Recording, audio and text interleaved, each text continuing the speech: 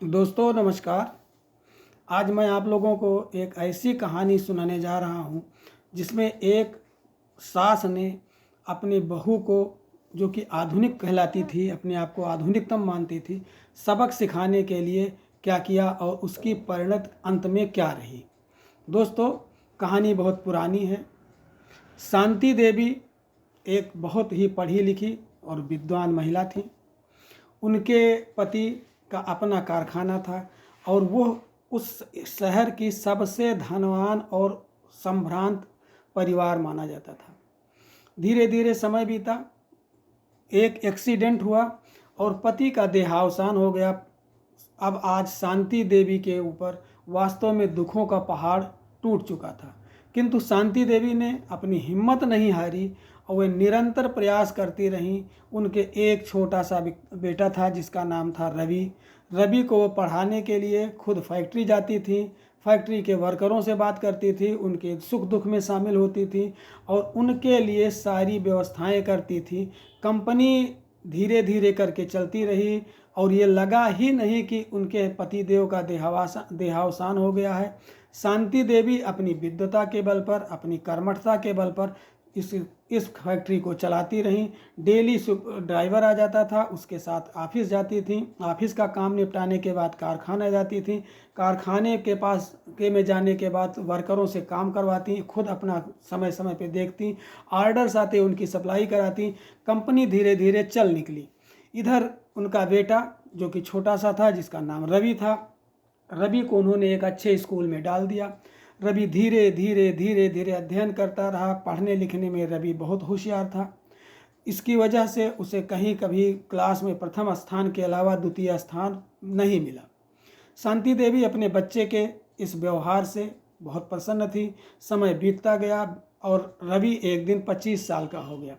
25 साल की अवस्था में एक अच्छे परिवार में देख करके शांति देवी ने उसकी शादी कर दी। उसकी पत्नी घर में आई। वो बहुत बड़े खानदान की तो थी, लेकिन उसके पास संस्कारों की कुछ कमी थी। उसको चाहिए था डेली कहीं ना कहीं घूमने जाना, कहीं ना कहीं कोई अच्छी शॉपिंग करना, और उससे ज़्यादा धीरे धीरे करके जब उसकी शादी के 2-4 साल बीत गए तो उसकी जो सहेलियां थीं वो उसके घर गांव संभ्रांत व्यक्ति होने के कारण किटी पार्टी में आने लगी। किटी पार्टी में आने के बाद वे दिन भर गपशप करती, बार बार चाय की डिमांड होती।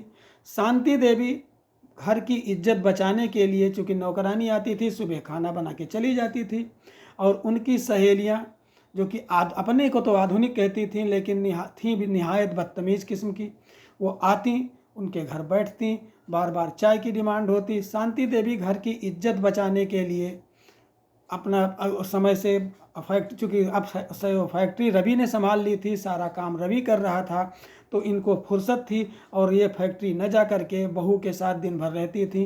तो जब जब उनकी सहेलियों को चाय पानी की व्यवस्था होती थी, बिना कुछ बोले बिना कुछ बताए शांति देवी चाय पानी या अन्य चीज़ों की व्यवस्था कर दिया करती थी।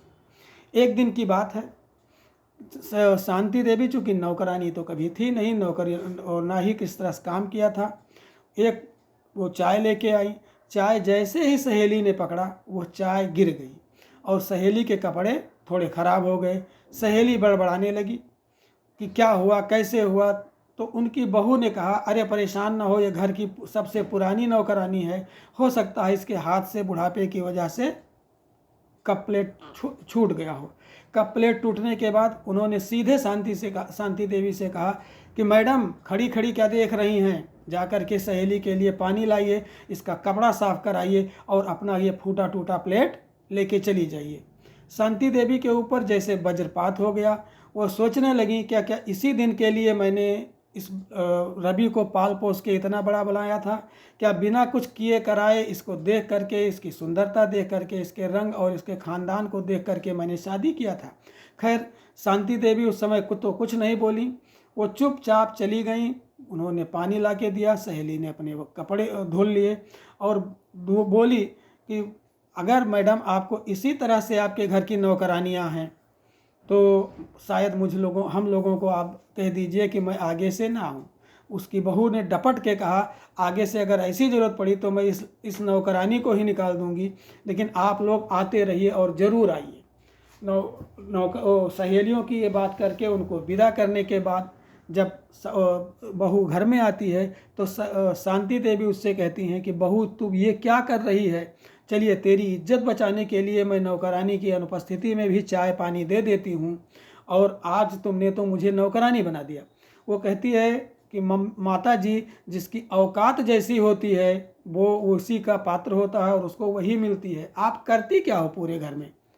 फैक्ट्री काम सारा मेरे हस्बैंड संभालते हैं, घर का सारा कामकाज नौकरानियां कर देती हैं, और आप बैठे बैठे मज़ा लेती हो। अगर एक दिन काम क्या पर गया, आपने कप प्लेट भी तोड़ दिया, यानी वो हमारा सेट भी ख़राब हो गया।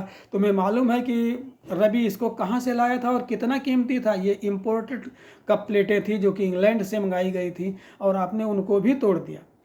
शांति देवी की आंखों में आंसू आ जाते हैं। शांति देवी पढ़ी लिखी थी, लेकिन वो वस्त्र और अन्य चीज़ों से वैधव्य की वजह से बड़े शांत स्वभाव से रहा करती थी।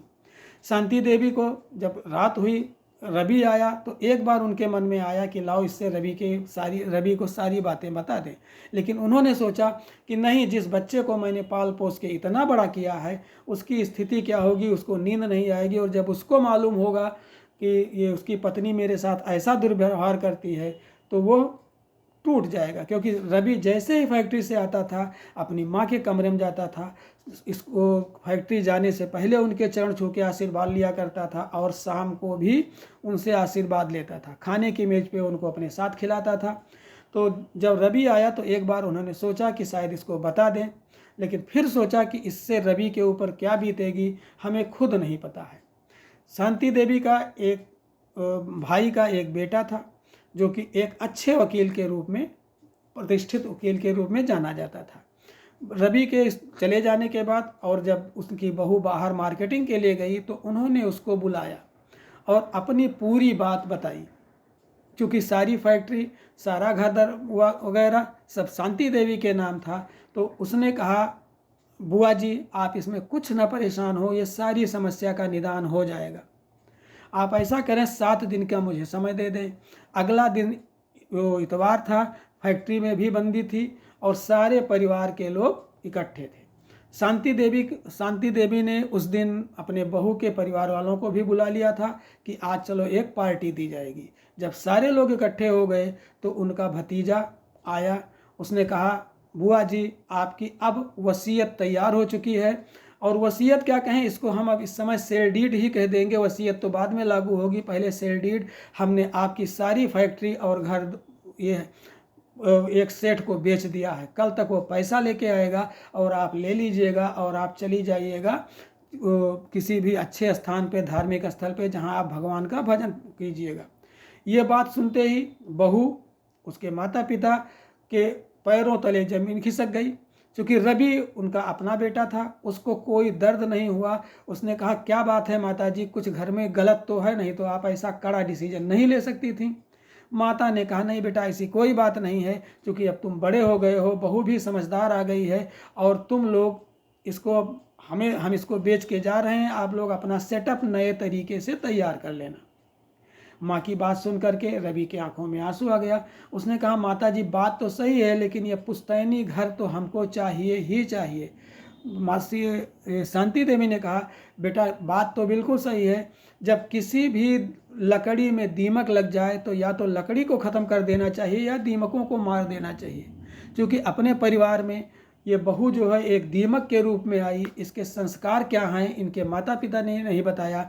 ये मुझे ऐसा ऐसा बोल रही थी, और फिर उन्होंने आप बीती जो भी कहानी थी वो बता दी। माता पिता के सामने अपने करतूत को जानने के बाद बहू काफ़ी शर्मिंदा थी और दादी अपनी बहू सास जी के कदमों पे गिर गई।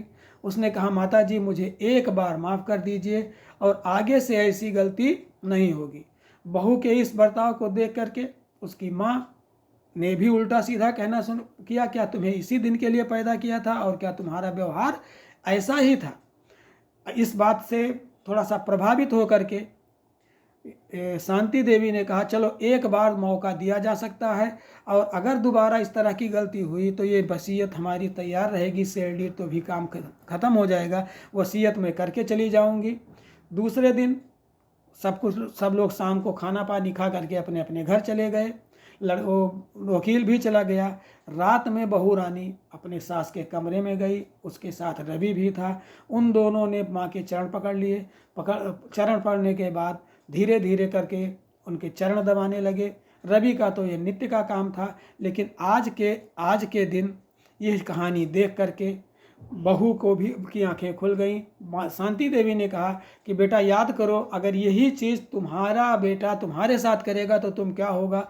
शांति देवी की बहू ने बार बार माफ़ी मांगी और शांति देवी उसको माफ़ कर दी। दोस्तों, कहानी से केवल इतनी शिक्षा मिलती है, यह कहानी कि हालांकि ये कहानी टोटल काल्पनिक है, लेकिन शिक्षा ये मिलती है कि अगर माँ बाप चाहें या माँ चाहें तो एक सामान्य और संजीदगी भरे आचरण से भी बहू और बेटों को ठीक कर सकती हैं। इन्हीं शब्दों के साथ नमस्कार। अगली कहानी में फिर हाजिर होंगे, तब तक के लिए नमस्कार।